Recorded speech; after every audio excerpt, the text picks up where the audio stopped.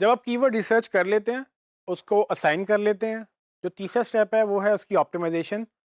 जिस पेज के ऊपर आपने कीवर्ड असाइन किए हैं, अब उस पेज के ऊपर उन्हीं कीवर्ड से अराउंड आपने कंटेंट क्रिएट करना है, उसके मेटा टैग्स क्रिएट करने हैं और बाकी पूरा पेज उसके अगेंस्ट ऑप्टिमाइज करना है।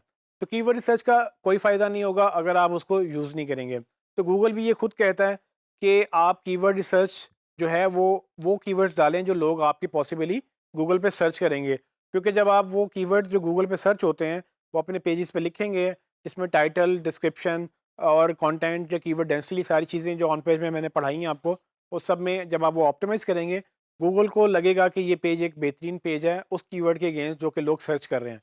तो वो आपका पेज दिखाना शुरू कर देगा। अगर आप लो रैंक कर रहे हैं तो आप ऊपर आना शुरू हो जाएँगे, अगर आप टॉप पे हैं तो ऑफ कोर्स आपकी पोज़ीशन रिटेन रहेगी। सो आपने जो थर्ड स्टेप है उसमें हमारी ऑन पेज ऑप्टिमाइज़ेशन है। कीवर्ड रिसर्च के बाद आप उसको इमीडिएटली इम्प्लीमेंट करेंगे। उसमें 2-3 चीज़ों का ख़्याल रखना है। एक तो ये कि आप इम्प्लीमेंटेशन सबसे पहले इम्पोर्टेंट पेजेस से करते हैं। वो पेजेस जो आपको सबसे ज़्यादा पैसे देने वाले हैं, जिनको हम मनी कीवर्ड्स भी बोलते हैं या मनी पेजेस भी बोलते हैं।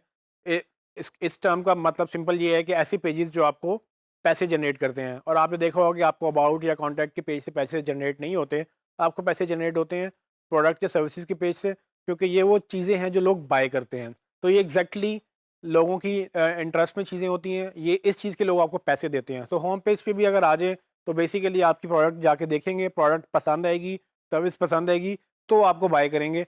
तो प्रोडक्ट और सर्विसेज और होम पेज इनसे पहले फोकस अपना स्टार्ट करें।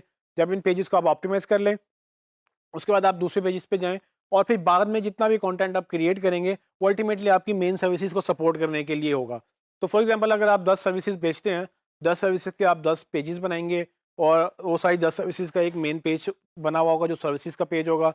तो आप जब ये बना लेंगे, इनको ऑप्टिमाइज़ करेंगे, जब ये ऑप्टिमाइज़ भी हो जाएँगे, देन आप क्या करेंगे कि आप वो डिफरेंट जो कंटेंट जिसमें ब्लॉग्स हो गया, ई-बुक्स होगी या गाइड्स होगी, वो आप क्रिएट करेंगे, लेकिन अल्टीमेटली आप इन पेजेस को प्रमोट करेंगे। क्योंकि जितनी जगह से भी वेबसाइट की ट्रैफ़िक आपकी सॉरी जो भी ट्रैफ़िक आपकी वेबसाइट पे आएगी, वो सब अल्टीमेटली आपने कन्वर्ट करनी है बिज़नेस के अंदर, कि आपको लीड्स और सेल्स जनरेट हों।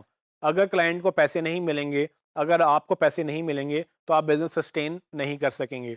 बिज़नेस चलाने के लिए पैसे कमाना ज़रूरी है और पैसे कमाने के लिए राइट लोगों को राइट पेजेस पे लेके जाना ज़रूरी है। तो इसीलिए मेक श्योर ये करें कि अपने इंपॉर्टेंट पेजेस पहले ऑप्टिमाइज़ करें, उसको एक्सपैंड करें, उसमें नए कंटेंट ऐड करें और यही कीवर्ड्स आपको हेल्प करेंगे ये अंडरस्टैंड करने में कि किस-किस तरह से आपने पेजेस को कौन-कौन से पेजेस को पहले ऑप्टिमाइज़ करना है और उसके बाद कितने कीवर्ड्स हैं जो लोग सर्च कर रहे हैं और उस पे आप कंटेंट क्रिएट करते चले जाएँगे।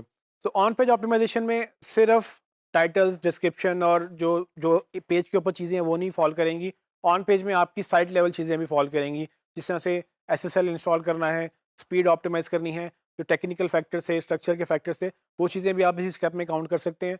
इट्स अप टू यू कि आपने उसको कैसे लेके चलना है। लेकिन मेक श्योर ये करें कि ऑन पेज ऑप्टिमाइज़ेशन आप कीवर्ड रिसर्च के बाद करेंगे।